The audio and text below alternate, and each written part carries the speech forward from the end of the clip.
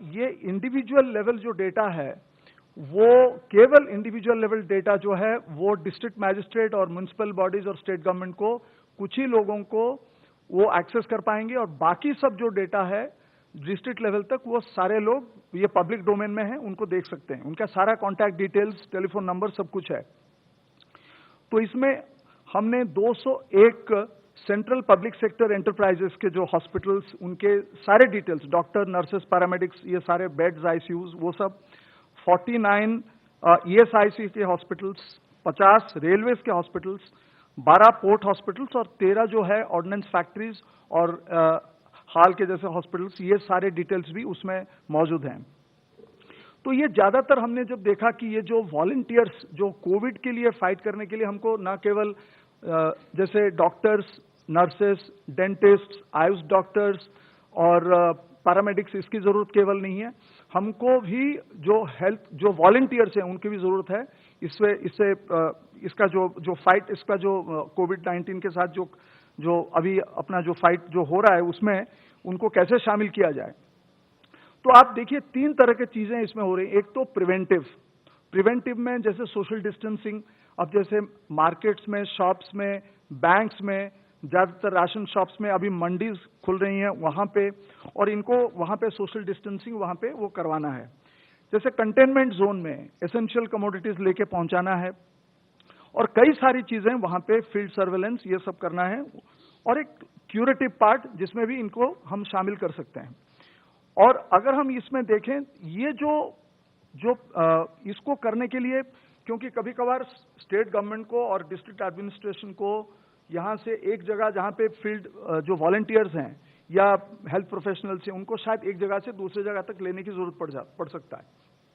वो इसलिए ऐसा है कि अगर डिस्ट्रिक्ट ए में प्रॉब्लम है और डिस्ट्रिक्ट बी में ह्यूमन रिसोर्सेस हैं, तो वहां से भी ला सकते हैं इसके जरिए।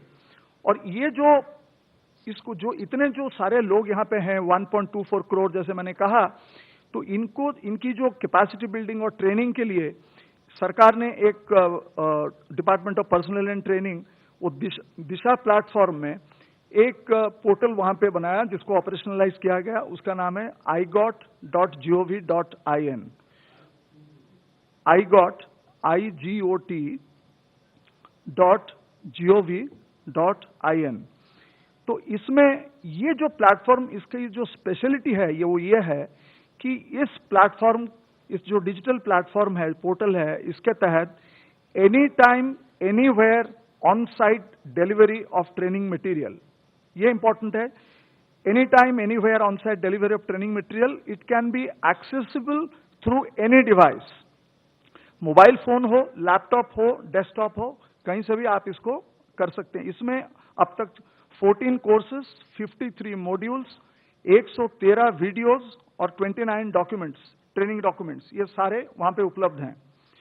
और ये जो आईगॉट के कोर्सेस हैं उसमें बेसिक्स ऑफ कोविड मैनेजमेंट से लेके जैसे लैबोरेटरी कलेक्शन, टेस्टिंग, और जैसे क्वारंटीन मैनेजमेंट से लेके आईसीयू केयर, वेंटिलेशन मैनेजमेंट तक भी कोर्सेस, वेबिनार्स और वीडियोस इसमें शामिल हैं। तो इसमें ज्यादातर जो भी है, हम इसको कोशिश कर रहे हैं कि इसको ज्यादा से ज्यादा जो रीजनल लैंग्वेजेस हैं, भाषा हैं, उसमें इसको ट्रांसलेट कर दिया जाए। उसमें अंग्रेजी तो है ही, उसमें हिंदी, मलयालम और बंगाली कुछ ऐसे हैं, और हम कोशिश कर रहे हैं राज्यों के साथ बात करके कि इसको भी ट्रांसलेट किया जाए, और हम भी कोशिश करें कि जितना जल्दी हो सके इसको ट्रांसलेट कर दिया जाए अलग भाषाओं में। तो जब से ये हुआ है तब से ये 2 हफ्ते से कम में अब तक 1,31,440 यूजर्स इसमें ऑलरेडी रजिस्टर्ड हो चुके हैं ये प्लेटफॉर्म में।